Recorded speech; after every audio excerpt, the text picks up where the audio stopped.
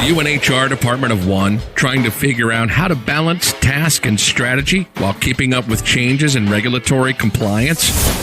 Do you need a fresh outlook on old topics? Then stop what you're doing, grab your coffee, and get ready to recharge. If you have people, you have problems to solve and things to do. Your host is Brenda, a 20-year human resource professional, ready to explore the HR industry with veterans of business and life with fresh eyes and new ideas. Learn about the rapidly evolving changes in employment law around the country, as well as new tactics to deploy and build engagement in your workforce. If you're looking to implement new practices to make your job easier in HR, then this podcast is for you. Hey everyone, and welcome to the Best Practices in Human Resources podcast. I'm Brenda, the HR lady, and I'd like to thank you for joining me as we wrap up 2020 and listening to the show. If you're a returning listener, thank you so much for yet again returning one other time for another episode. You're not going to be disappointed on this one for sure. And if you're a first-time listener, thank you so much for joining me. You think you're going to get a lot out of the show because I'm here to help you share with you the what and how in human resources, because I'm in the human business, and that means that there's a greater number of dynamics in the workplace to balance and manage. And oh boy, if that statement isn't the truth for 2020, I don't know what is. Holy Moses. Okay, today, high energy. I am doing a 3-day fast with Will Branham, who was a guest a little while ago, and using his Naked Warrior Recovery Greens. So buckle up. I've got a lot of energy. So hang in there today. I apologize in advance. All right. So today we're going to talk about poster updates. We're going to take a look at employment law changes across the nation. And the main topic we're going to be talking about is know what to do and why when it comes to HR. And then also I'm going to share with you how you can get into the conversation later in the episode. Plus I got another really big announcement coming up here as soon as I get through this next section. So folks, the information that is available for this podcast is for informational purposes only and not for the purpose of providing any form of legal advice. You should contact your employment attorney to obtain legal advice with respects to any particular issue that you may be having. And if you do not have an employment attorney, go ahead and reach out to me, and I may be able to go ahead and refer one to you through our friends over at Jackson Lewis. All right, so hot off of the press. Here it is. Before we do anything else that I just said we were going to do. Literally, just got off the phone. I've been contracted to deliver a webinar on maintaining the long-anticipated COVID vaccine and how it relates to employers and whether they can mandate it or not. This is a big, hot topic, okay? Registration is opening this week, and the session is going to be held on December 15th at 1 p.m. Eastern Standard Time. Now, it's a 90-minute session with room for the Q&A. And if you would like more information, visit my website, click connect at the top, and I'm going to send you an invite to register. I'm going to send you a heads up and an email on that, okay? That literally, this just happened. I'm really stoked about it because this is a big conversation piece with a lot of people. And I'm just happy that, with the media that is saying that, we anticipate to have 40 million vaccine doses available by the end of this year. My question is they said by the end of the year, my question was, well, which year is that? I don't think that they're going to have 40 million doses available come December 31st because they still have to go through FDA approval, which is where they are right now. So we're getting closer to this thing, which means that the conversations are increasing, and we're going to get the information out to you as fast as possible. This is a really good company that they contracted me to speak on a regular basis. It's called trainhr.com, and I will get you the invite, but please click on connect at the top of my webpage, which is brendathehrlady.com. And I'll send you an invite to go ahead and register. Okay, enough of that. So we're going to tackle poster updates. Oh boy, everybody's favorite, right? I know you guys, there's a bunch of people that actually enjoy the poster updates. So as of October, these 3 states have poster updates. That's Maryland, Rhode Island, and New York. Now, we've got the first whiff of changes that are coming for January 2021, and through all of the episodes between now until about the end of January, maybe middle of February, we'll see how it goes, we're going to be providing you poster updates because it's important to get this information up now that we've got, the strangeness of, hybrid workforce, working from home and working in buildings, how do you get this information out? We'll definitely keep you guys posted and keep you guys updated on it. So changes for coming for January 2021. Posters that are already available for January 21. Minnesota, Washington, Vermont, Maine, South Dakota, Montana, Ohio, Arizona, and Florida. You guys have posters that are available for order right now that go into effect January 1st, 2021. That's Minnesota, Wisconsin, Vermont, Maine, South Dakota, Montana, Ohio, Arizona, and Florida. Now, you can get posters without the attachment of a lot of really scary marketing information, and our friends over at Labor Law Center will be happy to send them to you. If you visit the website at www.laborlawcc.com, you can use posters20 as a code and get 25% off through December 31st.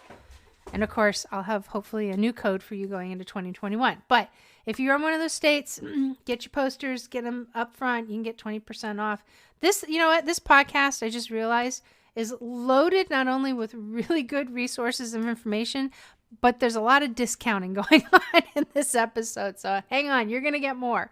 So first one, Labor Law Compliance Center, laborlawcc.com. Use posters 2020, get 25% off on your posters through December 31st. Okay, cool. Because it was, believe it or not, because it was Thanksgiving last week, and the majority of people are, we're kicking back and relaxing as they should. There really only is one thing to put out there as far as any major headline that took place in employment law that came across my way. And that is the CDC has clarified critical infrastructure worker guidelines, and the opportunities to continue working potentially has narrowed after COVID-19 exposure. So please make sure that you are paying attention to what is going on with the CDC and their critical infrastructure work guidance.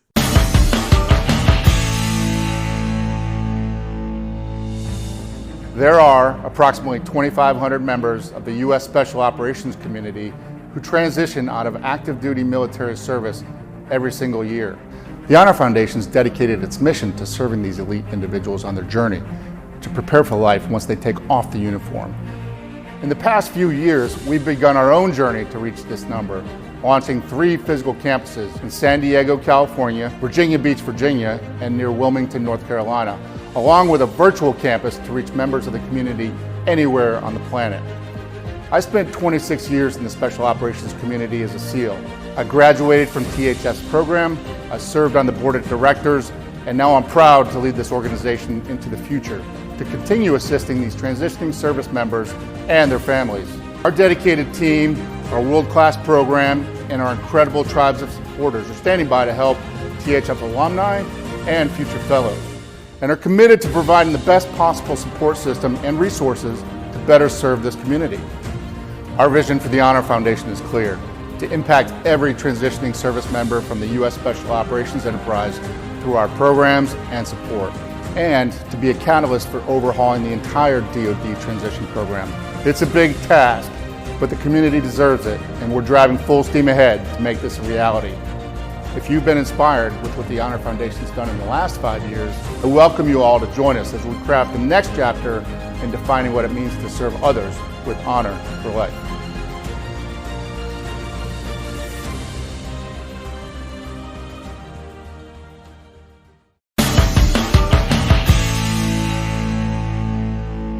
Now, half the battle in HR is knowing what to do, when to do it, and why we have to do it. And the other half is gaining the buy-in so you can actually get it done. Now, CEOs and leaders and managers and supervisors and some employees are actually less likely to act on your recommendations if you're unable to help them understand the why behind the action. So to get to the why, you have to learn how to do 3 things. You need to get really good at researching the law and regulations. You need to learn how to communicate the law and regulations and continually support the company's standard around policy, law, and these regulations. Now, this is something that I cover in my free HR leadership course that's on the website that you can jump in and take. It's a short course, but it kind of goes into this just a little bit deeper. Now, I will tell you from firsthand experience, and I refer to it as, there's Dr. Google. Well, there's also quote unquote Google HR, right? And Google HR, quote unquote, is one of the riskiest approaches to just researching answers to your HR question. And the reason why I say that is because if you just, put in sexual harassment, what you're going to get is a lot of SEO'd resources. A lot of them are going to be company vendors. And I can tell you from, once again, personal experience, that the people that actually write those documents are not HR professionals. They are analysts. And I'm working on a couple of projects where I'm exposed to that. So I'm getting a really good insight as to how that information comes out. And they don't always necessarily frame it appropriately. And I've actually, a couple of vendors have caught mistakes that have been made. I don't have a relationship with them, so I really wasn't able to point it out. But there are some missteps on there. So that means I've seen some kind of unnerving things out there. And one of the other things that really kind of plucks my HR nerve is when people ask questions in what I regard as an unmoderated HR group. So like Facebook group has them, LinkedIn has groups, there's HR chat rooms, etc., things like that, right? And I've seen some really unnerving answers because in an unmoderated group, meaning that there isn't anybody there who's looking at the conversation that has, deep HR knowledge on a regular basis, or is interjecting and helping people understand that something is maybe not necessarily right, people are getting wrong information, okay? And that people are you guys, all right? Suzanne, and of course others too, but you're listening and that's my audience that I love, right? So Suzanne Lucas and I, she's my partner over at the Real HR Show on YouTube. We each have a group that we moderate to encourage accurate HR information that is being shared, as well as helping people find answers to their questions. So many HR champions who don't have a great deal of experience relying on the short answer, they're actually relying on the short answer simply because they don't know better. And I've seen it over and over again in the past 9 years that I've been working with small businesses. Now, I'm going to clarify something here. Everybody, if you've noticed that I have two ways of referring to anybody who's in the HR position. There's an HR pro and then there's an HR champion. And the HR pro is somebody like me, somebody who's certified, is tenured, has an education, and has a ton of experience. And then you have an HR champion, is the person who's in the HRC, doesn't have the education, may or may not have the education, could be starting, couldn't be doing this for a long time, doesn't have a certification, maybe could be studying it, right? So not as elevated, but they are banging the drum for HR, and they are a champion of HR. So that's the reason why I call them HR champions instead of greenies or whatever, like some other people have called me. It's like, great. I'm a color, not an individual. Wonderful. So anyway, if you're one of those people who is relying on the short answer and you're not probing any deeper or asking any more questions that start with why or, okay, what if this, and when did that happen, or how do I something, then you're only getting part of the solution and possibly opening yourself up for and your company for risk. So we don't want that, okay? We want to stop doing that. Get out of the shallows when it comes to asking HR questions and go deeper so that you can execute effectively. Now, there's a few ways that you can do that. First, you can sign up for the blogs over at Jackson Lewis. And there's several categories that you're able to choose from. And they're really, really great at explaining what changes are taking place and what you need to be on the lookout right now or in the know. And they keep up with all the changes that's going on with employment law. The next to get really good at researching is case law summaries. Now, I used to heavily rely on case law summaries when I was doing my education, when I was getting my degree, both my bachelor's and my master's. I have an MBA, and the focus was on HR strategy. But I got really good at researching them. And I eventually wound up still researching them when I was looking for questions to answers that I had in regards to HR situations when I was in-house, and certainly when I was with ADP and consulting to a lot of clients, right?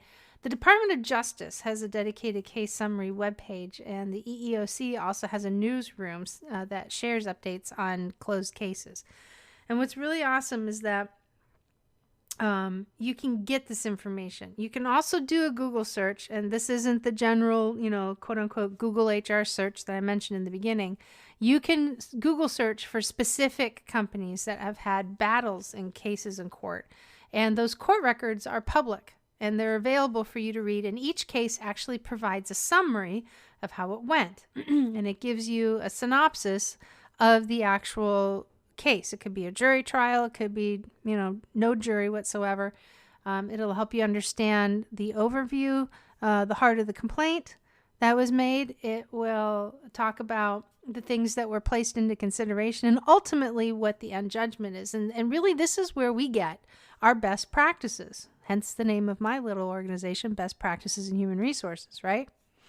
Things that we know, things that are true, tried, and tested, right? So that's the benefit of understanding how to review case law summary. Now, if you've never done this before, here's a helpful tip. Start by searching for landmark employment cases. All right, that's a really great way to start learning how to do this. Excuse me. And you'll find a bunch of blogs that will pop up and list landmark cases. So your keywords are landmark employment law cases. 4 words. Landmark, employment law cases. In the blog, they'll usually reference the case by name. So for example, for this, I found the Hlatley Hlatley versus Steward Healthcare Systems Incorporated, 484 Mass 566 in 2020. Now, this docket name tells me that somebody by the name of Hlatley sued Steward Healthcare Systems Incorporated in Massachusetts, and it happened in 2020, right? This is all in the title. And this docket information that will provide you a link to the summary of the case that's been ruled. And in this particular case, Massachusetts had ruled that it recognized a breach of contract due to the loss of a person's life work. And in this case, Dr. Hlatley it was a jury trial, who's also an experienced cancer researcher, was awarded $10 million in damages in a breach of contract that was an action against her former employer, Steward Health. Now, the $10 million damage award actually represented the cost of the doctor reestablishing her research laboratory, which she lost as a result of her employer's unlawful conduct. Okay, that's the initial summary of the actual case. That kind of takes it off, and then it goes into deeper detail. Now, you don't need to be a lawyer to research court cases, but when you do, you want to start to learn the why. And this is the last example, is that it's case law, okay? There's a couple of different ways when employment laws are established and our best practices are put into place mainly because they're litigated. But their laws are enacted in a couple of different ways. They're enacted legislatively, case law, which means that something got litigated and now it's a precedent, and agency regulations such as National Labor Relations Board, EEOC rulings, and those determinations, okay? So if you're thinking with your face in your hands, like, oh my gosh, how do I keep up with all of this? Well, I'm here to tell you that it's not something that you learn how to do overnight, okay? There are 2 other resources that you can tap into that's going to help you, all right? The next resource is something I've used for years and will always buy the updated edition when it comes out. And it's called The Essential Guide to Federal Employment Laws, and it's printed by a company called NOLO, N-O-L-O. It's an awesome guide that actually outlines our employment laws at the federal level and helps you understand individual federal laws as well. And it gives you quick answers to 20 laws such as FMLA, ADA, FLSA, and Equal Pay Act. And if you don't know what those are and you're listening to this, you're like, oh my God, she just threw out a bunch of acronyms. FMLA, Family Medical Leave Act, that has nothing to do with the Family First Coronavirus Response Act. This is the normal FMLA. ADA is American with Disabilities Act. FLSA is Fair Labor Standards Act, and Equal Pay, just to give you some examples, okay? It's going to tell you the nature of the law, who's covered, and what is prohibited. Now, you can find this book on Amazon. It's extremely affordable. And like I said, every time a new edition comes out, even I still get it because stuff changes. And so when I'm dealing with a situation with a client or I'm answering a question or something like that, I'm writing something, it's more than likely I need to go back to the book and actually revisit because there's like a fine point that I'm looking for as to what is permitted or prohibited. Okay. Now, the last resource that I'm going to share with you is something that you may not have heard of until now, but it is called the Best HR Planner on the Planet and is loaded with resources to help you not only identify what you need when you need to do it, but it also provides you with a website that lists all of the links to each law that is referenced in the planner. It is chock-a-block full with over 60 pages of resources that includes a 12-month overview of compliance deadlines, a list of employment laws that your company needs to abide by, and it's identified by the number of employees that you have. So basically, here's the law. You only have to follow it if you have X number of employees or more. And it has a monthly planner in there for each month in 2021 that includes tips, tasks, and reminders so that you can plan your HR strategy and what you need to do for the upcoming year. It is available on my website at brendathehrlady.com. And in the next segment, I'm going to share with you how you can get it for 15% off. Okay, so there you have it. You've got 4 major resources where you can better understand the why in HR. You want to check out the Jackson Lewis blogs. Start learning how to research landmark court cases. NOLO's The Essential Guide to Federal Employment Laws that you can find on Amazon.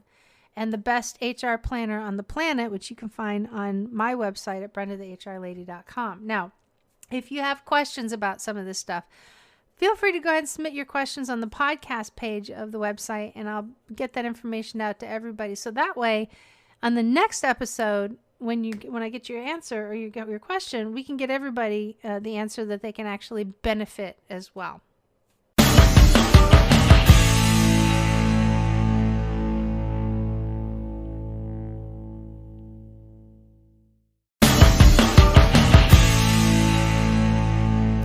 All right, so this week I am doing a 3-day greens fast. I mentioned it earlier with former guest Will Branham using his Naked Warrior Recovery Super Greens to shed some of the wonderfulness that was consumed last week during the Thanksgiving holiday. So with the increase of COVID cases on the rise, taking care of yourself really now is more critical than ever. And yes, you have the increased risk of contracting COVID, but most importantly, that means more work on your part as an HR pro and an HR champion, which equates to more drain on your system. You know I care about everybody's ability to get rest and recovery, especially if you've been listening to this podcast for a while. It's a super big focus of mine. I've done much better in life focusing in on it, and I know that when people do, it just makes a world of difference. So I thought I would share with you what I'm using to stay healthy. And keep in mind, I don't get paid for any of this, right? I just like these guys and I like their products. So when I find something that I like that works, I want to make sure I get that information out there. Now, the first one is MASF it's a multivitamin. Okay, it's a plant-based multivitamin. Really, it's really good. It doesn't cramp my stomach, which I get when I take vitamins, so that's why I don't take vitamins. Naked Warrior Recovery, the immunity booster, that's a big one. So between the plant-based multivitamin and the immunity booster, those two things have kept me squared away, and I know that for a fact because I can actually feel the difference. Now, I also just ordered TruLean Immunity Shot. Now, TruLean is another product. It is a packet that you can take with you. You dump it into water, give it a swirl, pop it in, and it will give you a super boost throughout the day because, you know, as you're going throughout the day, you actually burn these things off. Then I actually still take the MAS Smashing Greens, which I really use to replace 1 meal a day, sometimes 2, especially if I'm fasting on a long-term plan. And then Naked Warrior Recovery Super Greens I use also for the midday snack as well for urges and things like that. Just the difference between the two greens. Smashing Greens is a very dense, nutrient-rich green, which is the reason why I use it for a meal replacement. Other than that, I'm using Naked Warrior Recovery Super Greens for a midday snack. And when I have those hunger urges, like I do right now, because I just learned that there is a Heath bar sitting in my pantry cabinet, which I did not know was there. And trust me, when I saw it, my mouth started watering. It was terrible. Oh my gosh. So if you'd like to learn more, go ahead and follow me on the social platforms where I periodically share that information. And you guys can reach out and connect with those guys and definitely get the information and get access to it.